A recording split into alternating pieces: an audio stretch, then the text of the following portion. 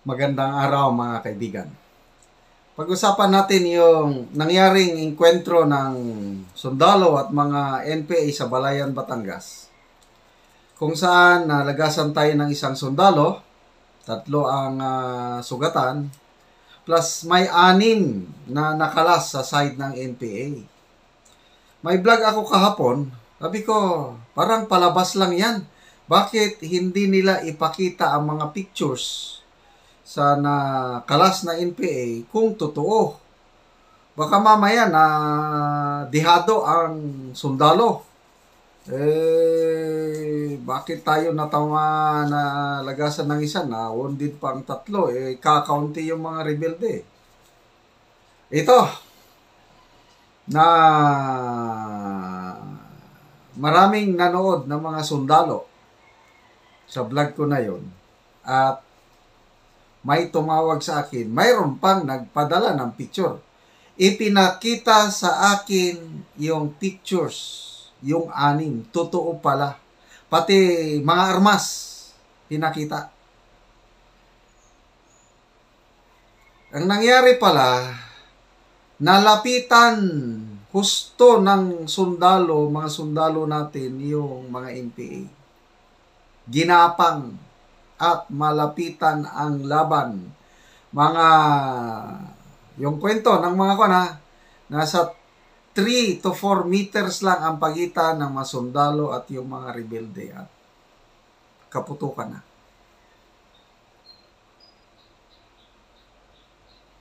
Yung paliwanag sa akin, naka-return fire din yung mga NPA dahil may gwardiya din sila. Kailang yung unang burst of fire, natamaan yung isa, fatal wound. Tapos yung 3 wounded na nadala sa ospital. Yun ang pangyari. Kailang yung mga rebelde talagang kawawa. Nakita ko yung mga pictures. Nako, hindi nga pwedeng hindi talaga pwedeng i-publish sa mainstream media. Bawal yung mga ganon, very gory. Hindi na ako maalala ko nung naging spokesman ako, mga 1990s, may encounter sa Surigao del Sur. Maraming nadaling mga NPA. Tapos may wounded, may nakaptured. May nakita akong picture na nakakaawa, buhay, na babae. By the way, itong 6 pala, may mga babae. Kawawa. Yung encounter ng 1990s, kalimutan anong petsa, doon sa Surigao del Norte. Babae na captured, wounded. Tamaan dito sa balakang. Umiiyak. Tapos sa tabi niya, may patay na lalaking rebelde, umiiyak. Nakunan ng picture ng isang sundalo, nakita ko, wow. Ipinapublish ko yon sa mainstream media. Lumabas sa lahat. Naging sensational yon. Yon ang kaso ni Jelen Dayong. Jelen Dayong, sundalo na ngayon. Master Sergeant na ngayon. Ako ang nagpasundalo. Minor de edad. Si Jelen Dayong, na-recruit siya, tumakas lang siya sa forced marriage kasi isa siyang katutubo. Ayaw niyang makasal sa matanda. Ay di nagpunta ng NPA. Mga 2 taon lang niya sa NPA. Unang labanan niya yon.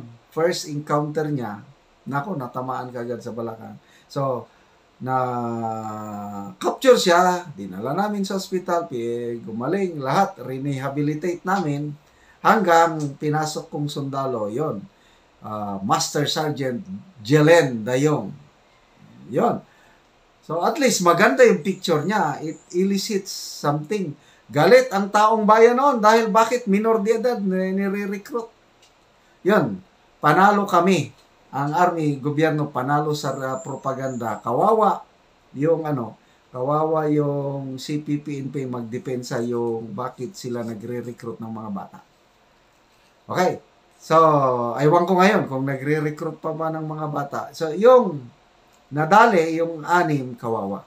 malapitan yung mga tama at hindi pwedeng i-publish. Ito nga yung ipasilip ko lang sa iyo yung kita yung may mga pictures yung nagpadala sa akin, please wag mong i-share, sir. Yan. Kasi very gory, nakakarimarim.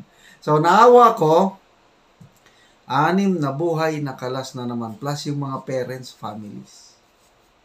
Ito po ang masakit sa communist insurgency war na ito na halos walang katapusan. Na parehas na talunan ang Pilipino. Kasi kapwa Pilipino nag-aaway, sino ang mananalo?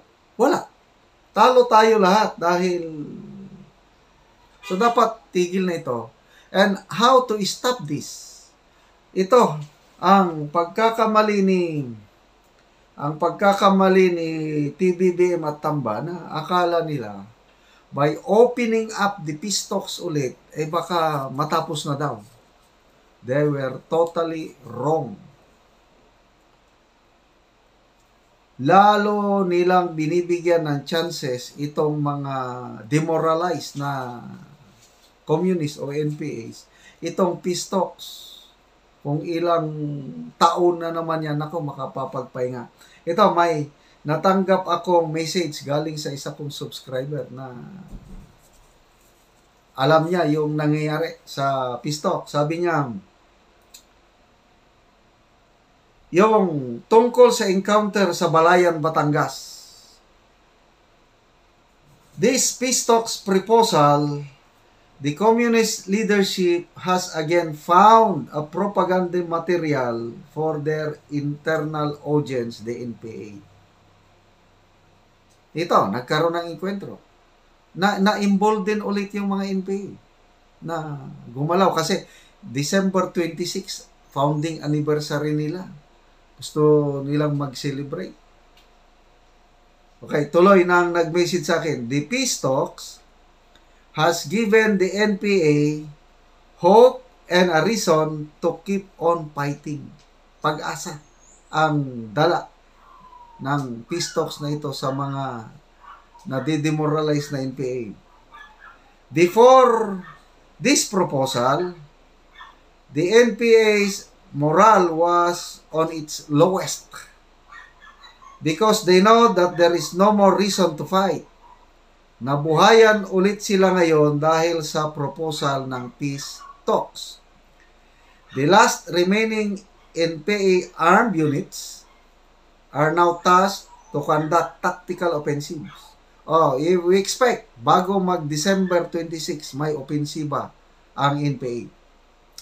Not because they are tactically capable, but because they need it as a propaganda material for their recruitments in the schools.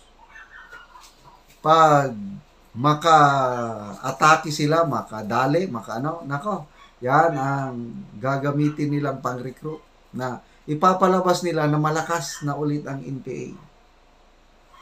Ipapalabas nila, malakas na ulit sila at mas lalong lalakas ito kung sasampa ang mga estudyanteng recruit nila. Expect rallies and other activities to agitate the youth and convince them to take up arms against the government. This is the effect of the peace talks na gustong ibalik ni PBBM at Tamba. So, kawawa, I don't know. Most likely, dahil tingin ko, mga pictures, mga bata pa, although hindi na minor de edad, mga estudyante ito. So, you can just imagine yung sakit na nararamdaman ngayon ng pamilya. Mabuti kung alam ng pamilya na yung anak nila nag-rebelde na. Mabuti kung makita nila yung bangkay. And ito ang standard procedure namin. Yung ganyan na mga namamatay na NPA, kukunin namin. We will try our best to contact the relatives, ipakita. Kung wala nang mag-claim, ililibing namin ng matiwasay. Magtawag kami ng pari o pastor, yung talagang proper burial. Ako, experience ko yan, yung na 2005, na kwentro ang aming tropa, may namatay, NPA commander. Pinabroadcast ko sa radyo. Tapos, i-display ko sa public. Tignan nyo, baka kilala nyo. Oh, may nakakilala. Ito si ganito, ito si ganito. Pinaalam ngayon yung mga relatives. Pumunta yung relative sa aking kampo at nagpasalamat. Salamat po, Colonel. At least kahit nag-rebuild yung aming anak, inasikaso nyo at ngayon maililibing namin na maayos. Ganun po. So, napakasakit itong nangyayari na ito. The only way para matapos na ito is wala nang peace talk sa NDF. Yun ang ibig kong sabihin.